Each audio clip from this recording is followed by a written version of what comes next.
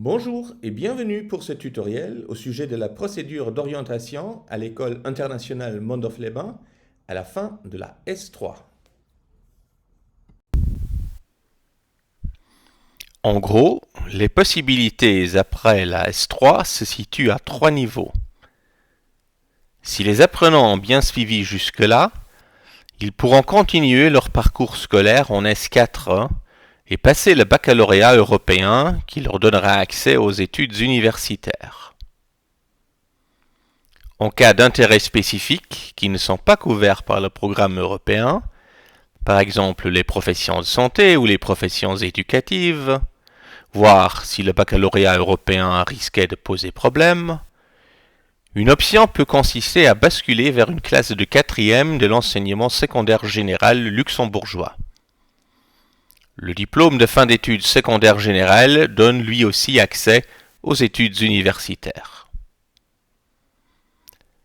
Les apprenants qui se vouent à une formation professionnelle ou dont les résultats ne permettent pas d'intégrer une S4 ni une 4e peuvent, en fonction de leurs résultats, entamer une formation qui mène soit au diplôme du technicien, soit au diplôme d'aptitude professionnelle. Le diplôme du technicien donne accès, sous réserve de la réussite des modules préparatoires et d'un certificat de maîtrise au niveau C1 de la langue du pays choisi, aux études supérieures dans la matière étudiée. Le diplôme d'aptitude professionnelle donne accès à la vie professionnelle. Comme les apprenants sont tous différents et que leurs intérêts varient, 4 cas de figure peuvent se présenter. Premier cas. Les apprenants qui ont de bons résultats et dont l'attitude est positive auront toutes les options. Le conseil des classes proposera la continuation des apprentissages en S4. Deuxième cas. Les apprenants qui connaissent quelques difficultés isolées, mais dont l'attitude est positive, auront eux aussi toutes les options. Le conseil des classes va, le cas échéant, limiter leur accès en S4 à un choix approprié au niveau des mathématiques et des matières à option. Troisième cas. Le troisième cas de figure reprend les apprenants qui connaissent des difficultés, mais dont l'attitude passive ne permet pas d'entrevoir une réussite à l'IMLB. Même si ces apprenants peuvent compenser tous leurs résultats insuffisants, le conseil des classes reste souverain dans sa décision, conformément à l'article 61 du Règlement général des écoles européennes. Je cite : « Pour être promu, un élève doit posséder les compétences de base, la motivation et la maturité nécessaires pour suivre avec fruit l'enseignement de la classe supérieure. » Fin de citation. Par conséquent, c'est l'avis du conseil des classes qui l'emporte sur toute moyenne arithmétique des notes semestrielles. Pour les cas sous objet, le conseil des classes émettra ainsi un avis d'orientation soit vers l'enseignement secondaire général, soit vers la formation professionnelle, alors que, pour des exceptions parfaitement justifiées, telles que stipulées à l'article 61 B5, une dérogation à cette règle reste possible. Dernier cas.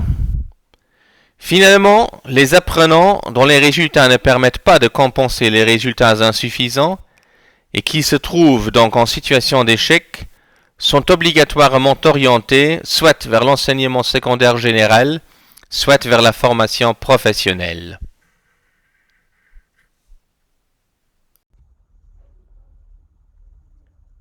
Nous parlons d'apprenants en difficulté, voire d'attitude négative, du moment que l'apprenant n'est pas conforme aux premiers principes de la charte scolaire. Nous apprenons et développons nos potentiels en tant qu'individus et au sein du groupe. Cette situation est donnée du moment qu'un apprenant a comptabilisé 6 missions non rendues ou non validées, s'ils se retrouvent toujours en ligue bronze voire bois, sans avoir tenté d'obtenir une promotion, si les enseignants ont acté un refus de travail de manière répétée, et si l'apprenant comptabilise 5 notes E ou 3 notes F, voire un mélange de notes E et F au bulletin du deuxième semestre.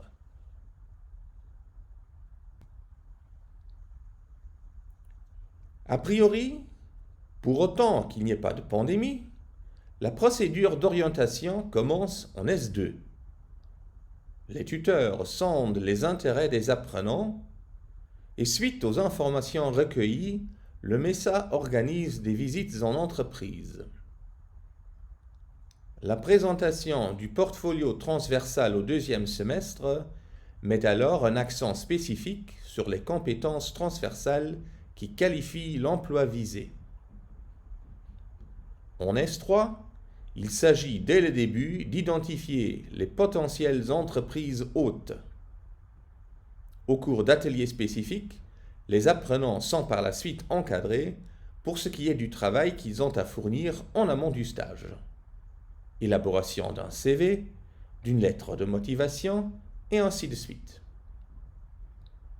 La préparation proprement dite se termine sur une demi-journée de jeu de rôle censée mettre les apprenants dans le bain. La présentation du portfolio transversal au premier semestre, qui se situe juste avant le premier stage, sera axée sur la présentation du terrain de stage choisi. Elle contiendra un exposé des motifs et des résultats escomptés.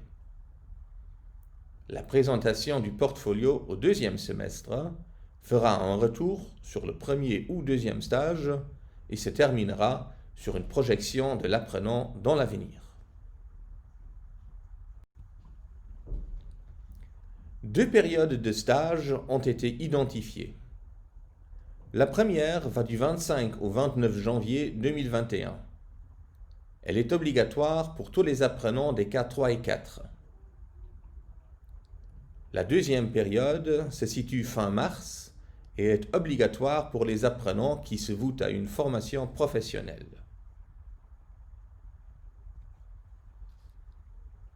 L'implication des parents des apprenants concernés passe par les entretiens individuels dès le deuxième semestre de S2. Ces entretiens, entre le régent, la régente, le MESA et les parents, visent à préparer le terrain pour une orientation de l'apprenant en concordance avec ses intérêts et potentiels.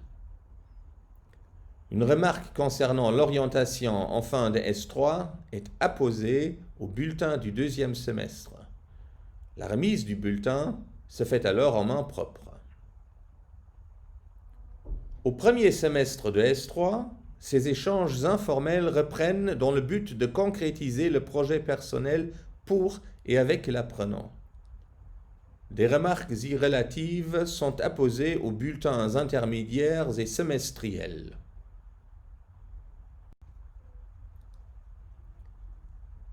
Alors que les apprenants sont encadrés et préparés par le MESA en amont de leur premier stage, cet encadrement se poursuit pendant et après la période de stage. En effet, les apprenants ont à composer un carnet de stage, leur tuteur veille à ce qu'il soit présent et bien encadré sur le terrain de stage. En fin de semaine, le tuteur effectue une visite sur le terrain de stage pour une entrevue conjointe avec l'apprenant et le patron ou son représentant. Lors de cet entretien, il dresse le bilan du stage.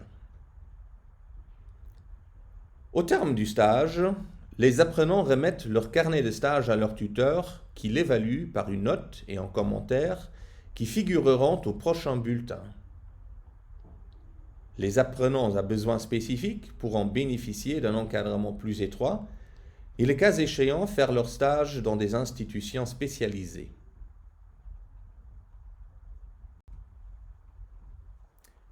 Voilà, on touche à la fin de cet explicatif. Merci pour votre attention et à bientôt à l'École internationale Mondorf-les-Bains.